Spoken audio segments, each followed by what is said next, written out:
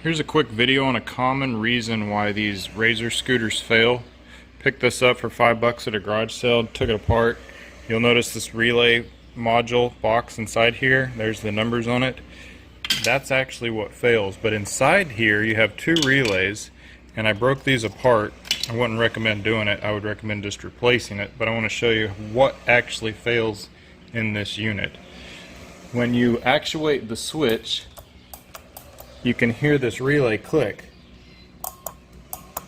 Both of these relays are supposed to click when you activate the switch. There's two pole relay run through that circuit. This so happens to be the circuit, and I'll pull up a diagram so you can see the way it runs. So both of these orange wires are supposed to make continuity, both of the brown wires are supposed to make continuity, and I'll show that. So when you activate the throttle trigger switch, you can see one relay is pulling. Now when I go to the brown side of this circuit, nothing.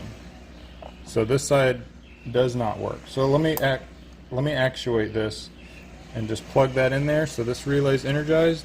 Now watch, when I touch the secondary relay,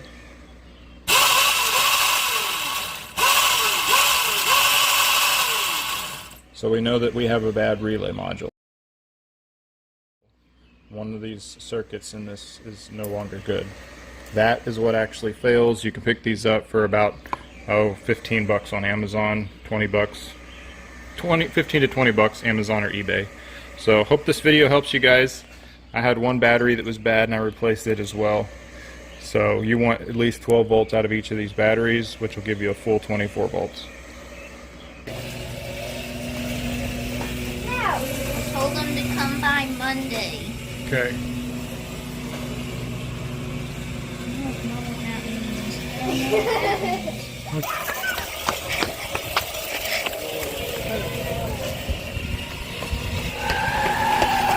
Ooh.